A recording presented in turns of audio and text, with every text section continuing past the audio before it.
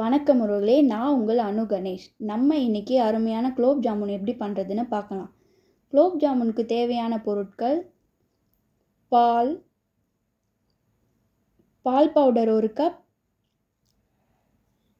சர்க்கரை 1 கப், தண்ணீர் 1 cup, key 1 spoon, மைதா 3 spoon, baking soda 2 pinch, ஏலக்காய் 4. இப்போ ஒரு கடாயில் சர்க்கரை எடுத்துக்கலாம். இப்போ அதில் தண்ணி ஆட் பண்ணிக்கலாம். சுகர் நல்லா கரையிற வரைக்கும் நல்லா மிக்ஸ் பண்ணிக்கலாம். இப்போ ஏலக்காவை உரலில் போட்டு நல்லா தட்டி எடுத்துக்கலாம். தட்டிட்டதுக்கப்புறமா சுகர் பாவில் ஏலக்காவை ஆட் பண்ணிக்கலாம். சுகர் பாவு ஒரு கம்பி பதம் வர வரைக்கும் நல்லா கொதிக்க விட்டுக்கலாம். இப்போ இதை வேற ஒரு பாத்திரத்தில் ஊற்றிக்கலாம்.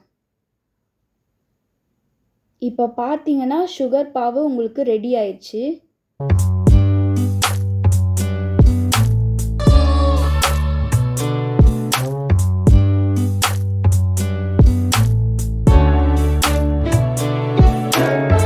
மாவு பிசைறதுக்கு தேவையான ஒரு பாத்திரத்தை எடுத்துக்கலாம். அதில் மில்க் பவுடர் ஆட் பண்ணிவிட்டு மைதா ஆட் பண்ணிக்கலாம். மைதா ஆட் பண்ணிட்டதுக்கப்புறம்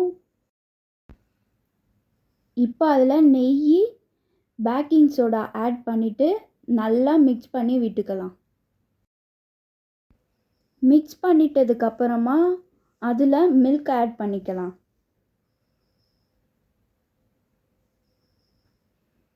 மில்க் உங்களுக்கு தேவையான அளவு ஆட் பண்ணிக்கோங்க. நான் இதில் 6 ஸ்பூன் மில்க் ஆட் பண்ணியிருக்கேன். ஆட் பண்ணிவிட்டு இப்போ இதை நல்லா கலந்து விட்டுக்கலாம். மாவு உங்களுக்கு நல்லா சாஃப்டாக வர மாதிரி பிசைஞ்சிக்கோங்க. அதுக்குன்னு சப்பாத்தி மாவு மாதிரி பிசைஞ்சிடாதீங்க, அப்புறம் மாவு உங்களுக்கு ஹார்டாகிடும். இப்போ பார்த்தீங்கன்னா மாவு நல்லா சாஃப்டாக வந்திருக்கு.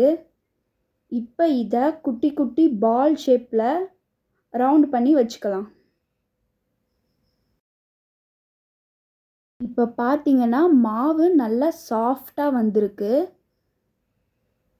இப்போ இதை உருண்டை பிடிச்சிக்கலாம். உருண்டை பிடிக்கும்போது கிராக் ஆகாமல் பார்த்துக்கோங்க. அப்படி கிராக் ஆயிடுச்சு அப்படின்னா உங்களுக்கு குக் பண்ணும்போது உடஞ்சிரும். அதனால் கிராக் ஆகாமல் உருண்டை பிடிச்சிக்கோங்க.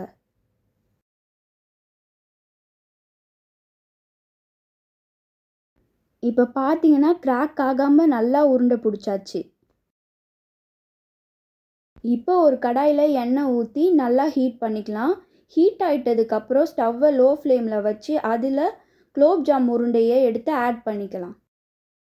நீங்கள் ஸ்டவ்வை ஹை ஃப்ளேமில் வைக்காமல் லோ ஃப்ளேம்லேயே வச்சு குக் பண்ணுங்கள். ஹை ஃப்ளேமில் வைக்கும்போது உங்களுக்கு குலோப் ஜாம் கருகிடும். அதனால் ஸ்டவ்வை லோ ஃப்ளேம்லேயே வச்சு குக் பண்ணுங்கள்.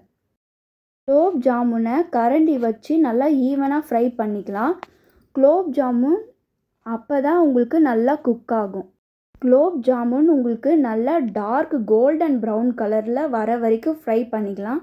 இப்போ பார்த்தீங்கன்னா குலோப் ஜாமுன் நல்லா டார்க் கோல்டன் ப்ரௌன் கலரில் வந்திருக்கு.